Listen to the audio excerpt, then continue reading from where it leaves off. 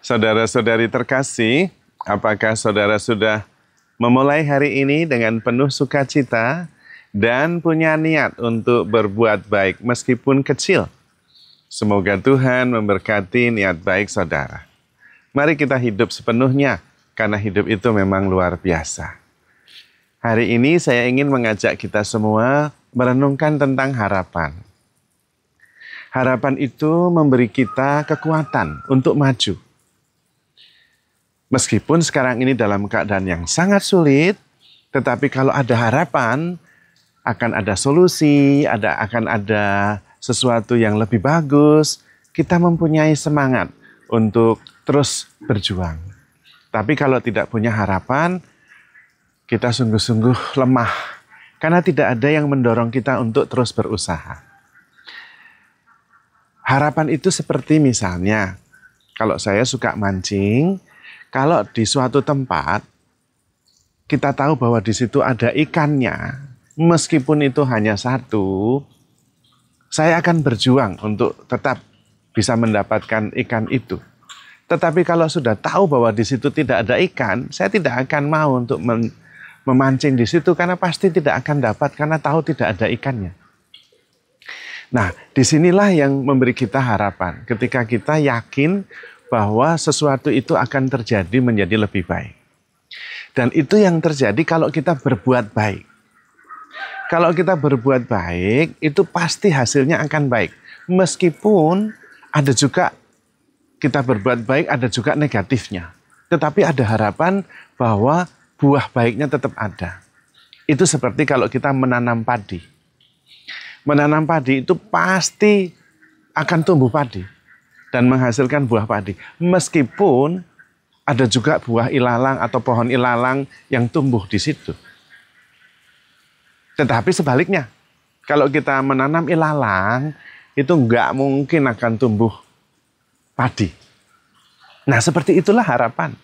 Maka dalam hidup ini, kita mesti fokus pada melakukan yang baik. Karena buah baiknya itu pasti ada. Meskipun kadang-kadang ada juga yang menjegal atau menaburkan juga hal-hal yang mengikut sertakan ketidakbaikan di dalam kebaikan yang kita lakukan. Tetapi kalau kita sudah melakukan dan punya niat tidak baik, nah itu sudah buah baik tidak mungkin. Maka ketika kita melakukan sesuatu yang baik, kita mempunyai harapan. Harapannya justru di dalam kebaikan yang kita lakukan itu. Dan nantinya kita tidak akan sadar betapa banyak orang yang sudah terpengaruh, terinspirasi oleh kebaikan yang kita lakukan. Betapa banyak orang yang kemudian bertumbuh karena kebaikan kita.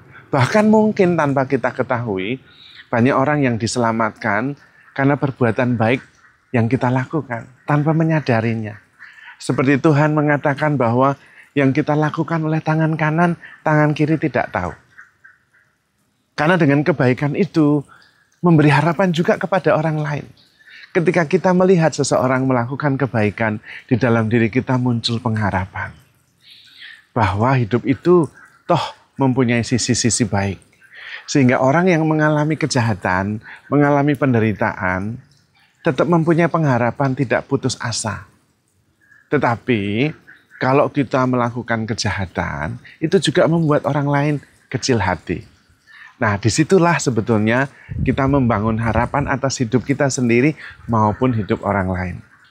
Maka apapun juga, kita mesti mulai dengan pikiran yang baik, niat yang baik, lalu melakukan kebaikan-kebaikan. Bahwa kemudian dinilai tidak baik, it's okay.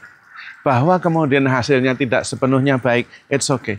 Tetapi niat kita baik, pikiran kita baik, strategi kita baik. Lalu kita melakukan tindakan-tindakan kebaikan. Itulah yang membawa harapan bagi kita semua. Kita menanam padi akan menghasilkan buah-buah padi. Meskipun kadang-kadang ilalang juga tumbuh di antaranya. Tetapi kalau menanam ilalang, ya sudah, tidak ada harapan bahwa padi akan muncul dari situ. Tuhan mengatakan dari buah yang baik dari pohon yang baik akan menghasilkan buah yang baik. Dari pohon yang tidak baik akan menghasilkan buah yang tidak baik juga. Kita tidak bisa mengharapkan buah ara dari semak belukar. Karena itu, dari pihak kita lah yang sebetulnya memunculkan harapan, yaitu berusaha selalu memikirkan yang baik, melakukan yang baik, dan punya niat yang baik. Yang lain sudah nggak usah dipikirkan. Karena sebetulnya itulah yang membawa kita kepada harapan menjadi lebih baik. Bahwa kemudian ada tantangan, ada kesulitan, itu nggak masalah. Kalau toh kita melakukan kebaikan dan tetap mengalami penderitaan karena ada orang-orang yang menentang, ada orang yang menyebarkan kejahatan, kita bisa bercermin kepada Tuhan sendiri. Tuhan melakukan kebaikan, berkeliling melakukan kebaikan, mengajarkan yang baik, menyembuhkan orang sakit, mengunjungi orang yang membutuhkan peneguhan, bahkan menghidupkan orang mati. Selalu melakukan kebaikan. Tetapi tetap saja ada yang tidak setuju, bahkan berusaha untuk membunuhnya. Bahkan membunuhnya pun merasa bangga bahwa dia melakukan kebaikan untuk Tuhan. It's okay. Tapi kita bisa bercermin, mengalami hal yang sama seperti yang dialami Tuhan. Nah, kemudian kita bisa mempersatukan penderitaan kita dengan penderitaan Tuhan. Meskipun melakukan kebaikan, kita mengalami kejahatan, tidak harus mengeluh. Tetapi kemudian mempersatukan dengan penderitaan Tuhan yang juga mengalami hal yang sama. Kalau kepada Tuhan juga terjadi, maka mungkin juga terjadi kepada kita. Tetapi tidak harus kecil hati, tetap melakukan kebaikan karena itu yang membawa pengharapan. Kita ini tahun jubileum diajak untuk menjadi peziarah pengharapan. Yaitu dengan melakukan kebaikan, orang melihat bahwa harapan itu masih ada.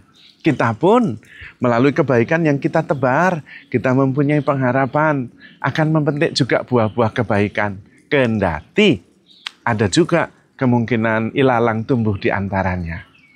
Maka tetap melakukan kebaikan, tetap menyebarkan keindahan, dan tetap menjadi sumber pembawa damai, sukacita, dan juga pengharapan. Maka saudara-saudari terkasih, handle yourself with care. Because you are loved. Tuhan memberkati.